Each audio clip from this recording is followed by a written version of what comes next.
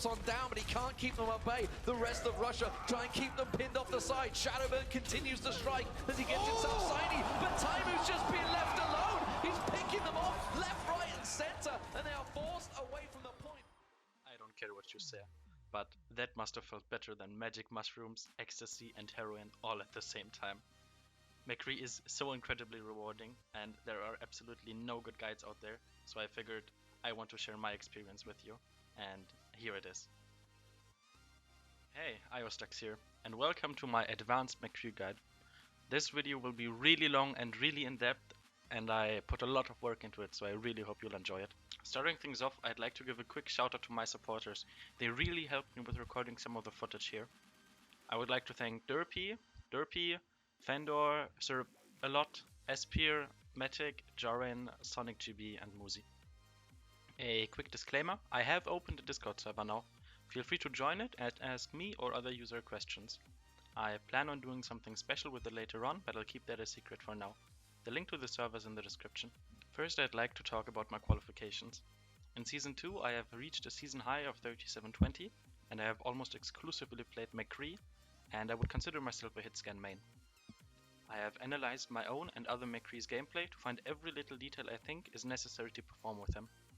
I have taken into account the gameplay and opinions of pro players like Taimu and IDDQD, so most of the stuff I'm talking about isn't only my opinion but also that of pro players. There are a few prerequisites to this video. I won't go over basic abilities or explain how his abilities work, because you should be able to look that up. However, I do go into number crunching, I will analyze his kit, and I will go into the optimal way to both play him and improve with him. You should definitely watch these two videos first. The left one is about aim and movement, and the right one about positioning. You will need this knowledge in order to understand most of what I'm talking about. This guide will cover the following: McCree's skill set, his learning curve, stages of progression, the importance of headshots, flashbang over Reinhardt shields, double headshotting after a flashbang, Fan the Hammer, Mercy and Ana boost, the Tracer combo, ultimate usage, ultimate through Reinhardt's shield, ultimate Genji flick, pre-game warm-up, accuracy percentage, positioning, a couple of positioning examples, methodology application, when to pick him, and how you can learn from the best. Right here I have a little graph where I outline the needed skill set for playing McCree. As you can see, positioning and game sense are very important, and you don't really need much teamwork to excel with him, and movement shouldn't be that much of an issue either, because if you position yourself well and if you play McCree well, you shouldn't even get into too many duels where footsie battles and stuff like that come into play. A little surprise is that I put aim at 6 out of 10. That is because, in my opinion, positioning is way more important than aim on McCree, and I will go into that later. Right here we can see McCree's skill curve, in my opinion. Now, when you start out with playing him, you should still be able to perform pretty well, because using simple combos like Flashbang and Fan the Hammer aren't really that hard to pull off, and positioning should be dealt by the Reinhardt since he can protect you and save you from a lot of positional mistakes. However, if you really want to get the most out of McCree, you do need to master positioning and aim, so if you get good with him, you can actually get a lot out of him over time. Here we can see the different stages of McCree play. Now a quick little disclaimer, because of my last video. These tier icons don't represent actual in-game tiers, but progress and comprehension of the character. I could have just used grades from 1 to 6 as well, but I like these pictures. I am saying this because people think I am attaching everything to rank, but as we all know, rank doesn't matter, improving does. So as you can see, I have 5 different phases. I call the first one the Fan the Hammer phase, where players tend to overuse right click as a direct result of lacking mechanical skill. The second phase is the Flashbang headshot phase. This is where players start to headshot tracers, for instance, after flashbanging them. Next up, the high ground phase, where players know how to take advantage of high ground and good positioning. The actually kinda good phase, where players know when they need to go aggressive and when to use what ability and when to swap. And the comprehension phase, where everything else applies and a good McCree player doesn't rely on his aim to win games, but outplays and good positioning. I will go over a couple stats, because I think they are pretty important to know. His damage in the body ranges from 35 to 70, with a 0.5 fall-off multiplicator. I will go into fall-off later. And his headshot damage is exactly double, so from 70 to 140. He packs 6 shots, reloading takes 1.5 seconds, and he fires 1 shot every 0.5 seconds. Here we can see McCree at his max effective range, which is around 15 meters. So a body shot at this range deals 70 damage and a headshot 140. Here we can see the end of McCree's fall off. So at this point he deals half the normal damage, so 35 in the body and 70 in the head. As you may already know, flashbanging a Reinhardt will cause him to drop his shield and make him and his team vulnerable. Now there are 4 cases. The first one is throwing the flashbang right at his shield, which is incorrect.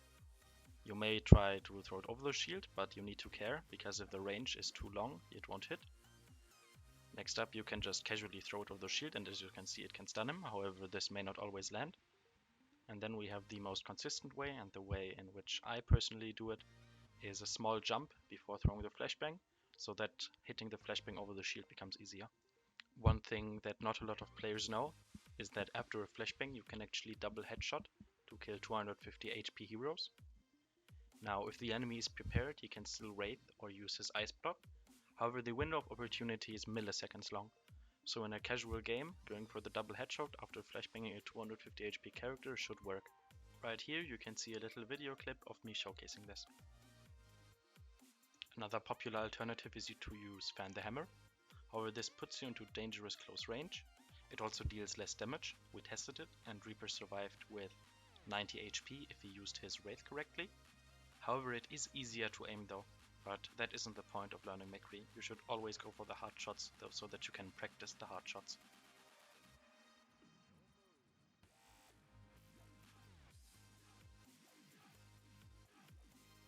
Now things get interesting if McCree is mercy damage boosted, because this allows him to use the flashbang headshot combo on every 200 HP character. Here we can see it in action. As you can see, I was mercy boosted and I could kill Symmetra, who has 200 HP with a flashbang and a headshot. Here you can see me doing the same, however this time without the damage boost, and as you can see, Symmetra survives. Another thing that could happen, and actually happened to me, is being boosted by both mercy and an Ana Nano boost. Now this is absolutely overkill and not a good strategy, but you could in theory kill an entire enemy team without reloading once, including his combat role. I am not damage boosted, however I changed the custom game settings, and as you can see I was able to one-shot Reaper with 250 HP. Here we can see the same situation but without the damage boost by mercy, and as you can see Reaper doesn't die. For those of you wondering, adding the flashbang to the mix doesn't change that. Here I am nano boosted and mercy boosted, and a flashbang right click on a Roadhog leaves him with only 25 HP. Here we used both damage boosts and we applied the combat roll right click combo onto Reinhardt's shield, and that leaves him with only 947 shield left. Next up we have the classic Tracer combo. A headshot after flashbanging her kills her, so you should never use Fan the Hammer, because chances are that her hitbox is just too small and you won't connect all shots. And also going for the headshot will improve your aim over time. Another interesting thing to note is that if you are mercy damage boosted, you can actually one-shot Tracer in the head without flashbanging her. Here you can see a chart showcasing the time to kill using only body shots. Here you can see it using only headshots. The same thing while being mercy boosted or nano boosted, and having both buffs on you at the same time. Now I will go over ultimate usage. As you can see, his ultimate charges 200 HP per second for a maximum of 7 seconds. It can charge even when the target is already in kill range. It shoots from right to left, so positioning can be really useful. Damage boosting McCree during his ultimate does make a difference. On the right you can see a damage boosted McCree ulting, and on the left you can see a not damage boosted McCree ulting. As you can see, the damage boosted McCree shoots a lot faster. The characters in both scenes are the same. One important thing to note is that the longer you charge, the more damage it will deal, so you can actually kill enemies behind a Reinhardt shield as seen here. The positioning and charge rate actually matters, so here you can see we only get 2 kills. Here we can see the difference between charging your ult for a long time and charging it for a not so long time. On the right, we only dealt enough damage to get it down to 1.4k, and on the left enough to bring it down to 491. Now we go over the ultimate flick against Genji's. Just have a look at this situation. Obviously when we shoot, Genji will just deflect it and kill us. Now the better alternative is to make a quick flick, so that only your primary target is in your field of vision. However, the deflecting Genji is not. You can see it without slow motion. If you manage to perfect this technique, it will save you a lot of deaths. Another very important thing is pre-game warm-up. Now, if you just casually play the game without warming up or doing practice drills, then the uptime in the game you have, caused by deaths and waiting in between rounds, is actually pretty high. Now, in order for your aim not to deteriorate in between sessions, you can do a couple of small drills in the pre-game lobby. For instance, you can track a point on the wall, or you can practice your micro, medium and long flicks in the starting hall. One very misleading statistic in the game is the accuracy percentage that you can see in-game and on StatTracker websites. A lot of people ask me what's a good accuracy on character X, Y or Z. The answer is that especially on McCree, accuracy percentage fluctuates way too much from game to game. You could get 60 to 70% in a game where the enemies have a Reinhardt and a Winston and you get to spam the shields. Or you could go as low as 40 to 50% in a game without shields. The real question is, do you kill people? If you kill them, then your accuracy is good. If you don't, then you should first check your positioning and then blame your accuracy. Next up we have positioning. Now this heavily builds onto the getting good positioning video. So if you haven't watched it yet, you need to watch it now, or else the following stuff may get a little confusing. This section expects you to have knowledge of what makes a good position. Let's have a look at this picture. Now friendlies are categorized by a green rectangle and enemies by a red one. The enemy team has a Reaper, Tracer, Roadhog and a Soldier. Now I'm not going for a realistic team comp here, this is just for the sake of example. And your team comp is the McCree, being you, the Mercy, the Ana and the Reinhardt. Now I think that a lot of people do as McCree is go on top of the building right there. However, there are quite a lot of mistakes in this situation. For instance, he can get hooked by the Roadhog, and he will lose to Soldier at that range, even though he has high ground advantage. The Reaper is on his way to take high ground. Now McCree can probably kill him, but even then, the problem is that the Tracer is flanking to the supports, and he won't be able to protect them. So if everything goes down, it may actually be possible that the supports die. Also, the Reinhardt is pretty useless, because McCree doesn't take advantage of his shield. Let's have a look at this scenario. Now McCree is on a position called Bistro. In this situation, the enemy Tracer will probably be caught by McCree, and the enemy Roadhog can't hook him. However, McCree is still very vulnerable to Soldier, because standing on Bistro while Reinhardt is in the front actually means that he is higher elevated, so Soldier can just shoot past the Reinhardt shield. Another good thing is that the Reaper can't really do much with the high ground he is taking, except if maybe Soldier follows him. One of the issues is that he is still not protected by the Reinhardt, so he doesn't really take advantage of the Reinhardt shield. And while he is able to protect the supports, he is out of their line of sight. So in this case, Mercy would have to fly up to him to heal him, and Ana can't see him or heal him either. Also, the McCree is outside of his effective range, so the damage drop-off will cause him to deal barely any damage. Now, this right here is actually a really good position. As you can see, Tracer will still be caught by the McCree, and Reaper still can't do much with the high ground.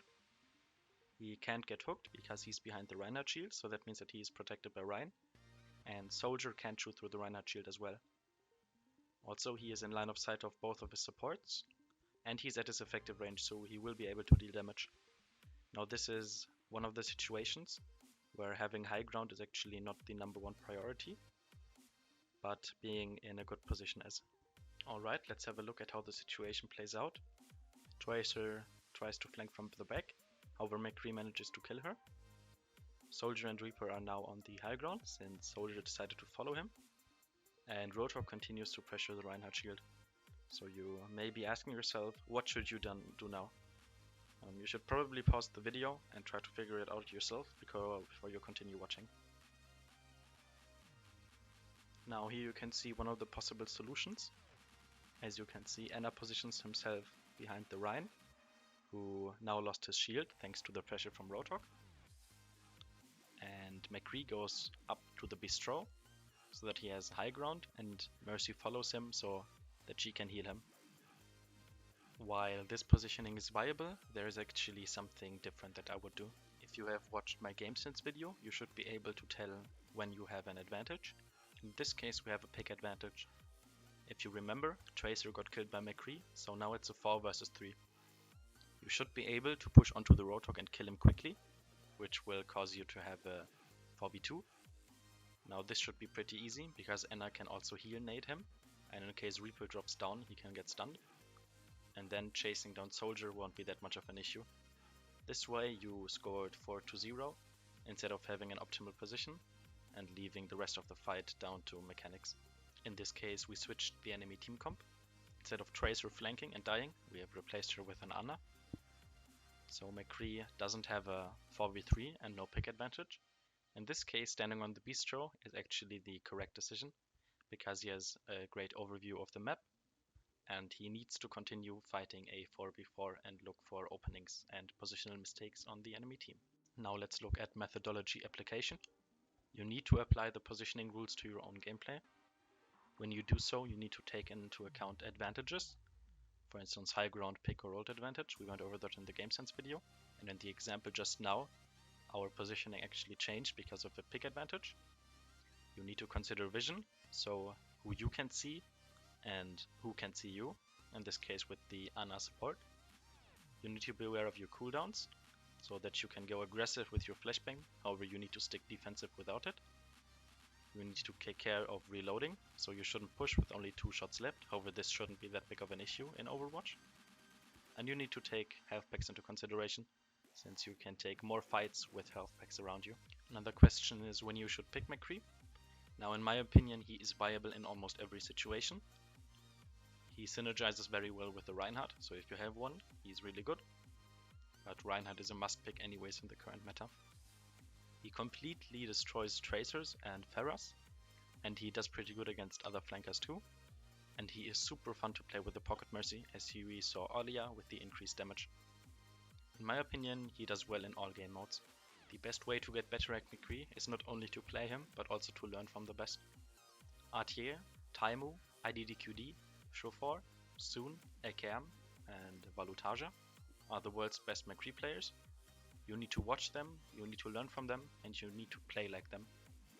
I am really sorry if I missed someone. For instance, I could probably add Eska here from Lunatic High, but this isn't about finding pro players. I think this list should be good enough. Now, I personally watch IDDQD because his positioning is actually very impressive, and he's not as aim heavy as, for instance, a player like Taimu, so it's more applicable to my own gameplay and a lot better for improvement. Now, having multiple opinions is always very important, so you shouldn't just stick to one, because even pro players make mistakes. You should always learn from other good McCree players as well. You should read up on the competitive Overwatch subreddit or the Overwatch University subreddit. There are regular Ask Me Anythings from really good McCree players, even IDDQD ones, so you should definitely take advantage of that. Let's get to the conclusion. If you want to get good at McCree, you need to challenge yourself. Even if you know Fan the Hammer gets you the kill, try to go for the headshot, just to practice your aim. Always think about your positioning. Even if you deem it unnecessary, it will become useful one day. McCree is so incredibly rewarding to play, even when you land headshot after headshot, and you never die anymore. It's well worth the work.